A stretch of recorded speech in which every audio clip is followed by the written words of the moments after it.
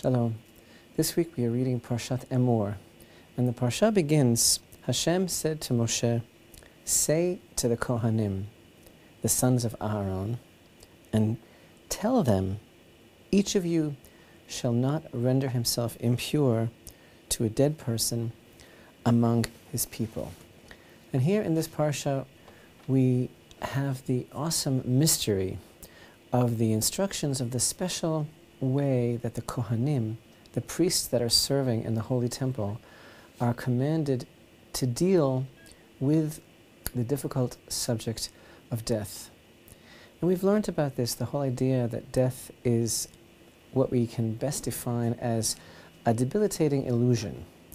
And it's a false vision of reality, because the soul is really indestructible, and death brings the survivors a very morose kind of mentality. And the Kohanim, who are instructed and who are responsible for bringing down the divine benevolence, bringing down a blessing into the world, they're the conduit for bringing blessing into the world through their service in the Holy Temple. They're instructed in this Parsha to ignore the illusion of death. They can't be like other people. They can't react in the same way. And they're commanded not to render themselves impure, as it were, not to contaminate themselves with this false idea of death.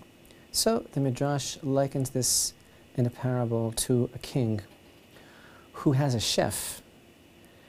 He's the palace chef.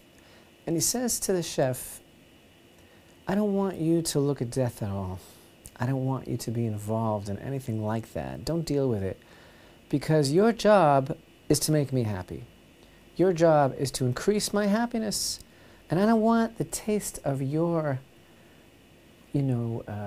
morbid humors to find its way into my food. And that is the allegory that the Midrash gives us regarding the Kohanim. And the food part of it is not the point, because the service of the temple, the offerings, that's not the idea here that they're being compared to God's food, but rather, just like the king had his chef, so too the Holy One, blessed be He, the King of the world, has his chefs that deal with the art of living, the art of humanity. That's what's going on in the Holy Temple. And he says, you know what? You don't have anything to do with that whole business, because your job is to bring me satisfaction through the service in the temple. Now, there are two ways of looking at everything. And the simple way of looking at every verse is, of course, according to its literal meaning. And the way that we best understand this verse, especially according to that Midrash, is Hashem is essentially telling Moshe to speak to all of the Kohanim, the sons of Aaron, those that are serving in the temple, and give them this admonition regarding the way they relate to the difficult subject of death. The truth is, though, we already learned in Exodus 19 and verse 6 that actually we're all supposed to be Kohanim, because God says to us, and you shall be for me a kingdom of priests and a holy nation. So on the one hand, a verse always keeps its simple interpretation, but on the other hand,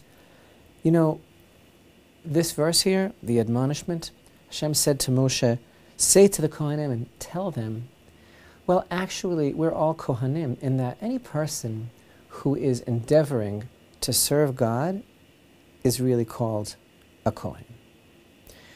Could be any one of us. So now, a person looks at the world, a person looks at what's happening in the world,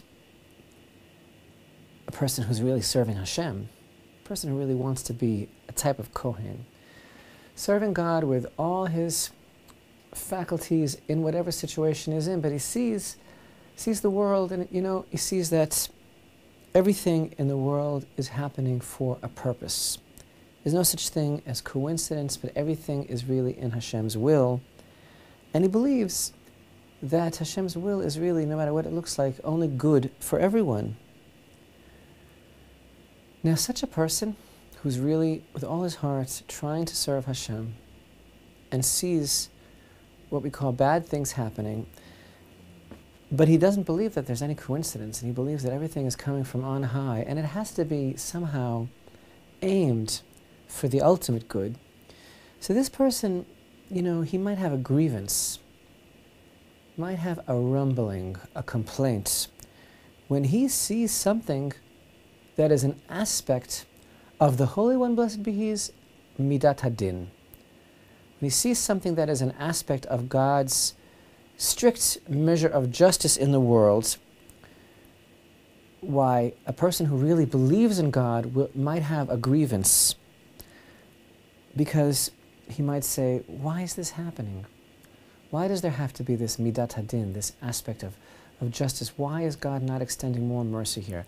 But it's only such a person who doesn't believe in any coincidence who is really able to have that grievance. Because if a person doesn't believe in God's orchestration, he believes that everything is happenstance, so then he can't exactly have a claim when he sees something going a different way, a way that he thinks shouldn't be happening, because he'll have to say, according to his own position, it's only a coincidence, the whole world is only coincidence. So, some people think that asking questions about God, and you'll find this all the time, people infer that asking questions about the way God does things is the sign of a person who's of very little faith. And you shouldn't ask any questions. You're not supposed to ask, and that shows that you don't really believe. It's the opposite. The opposite is really true. A person who does believe in God, and a person who feels that everything really is coming from His mercy, that person really has a grievance, and he has the right to know. If you don't believe that anything is supposed to make sense, then don't ask why it doesn't make sense now when you specifically wanted it to make sense. So, this is really a secret level of what these verses are talking about. This Kohen, any one of us who's really trying in all sincerity to serve Hashem, but has a grievance and wants to understand Midat Hadin, aspect of strict justice that's being visited.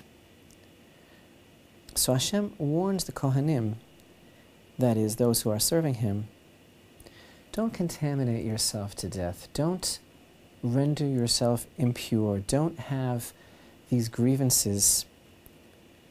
And of course, Hashem says, I know what your main problem is. Main question that you have is the concealment. Why is it that the Divine Presence is so concealed in the world? And one of the deepest things about this initial verse, the first verse of our Parsha, is that the word that's used in Hebrew, Parashat Emor, Emor el HaKohanim. Hashem said to Moshe, speak to the Kohanim, but this speaking conveys a sense of speaking very quietly, whispering. It's a type of thing that really can't be said to everyone and out loud. It has to be contemplated. It's a secret. It has to be pondered. Whisper to them that, you know what? Hashem says, my intention is really only for the ultimate good. Even when it is necessary to employ Midat Hadin, the aspect of strict justice, and speak, whisper to the Kohanim, to all of you who are serving me, and understand.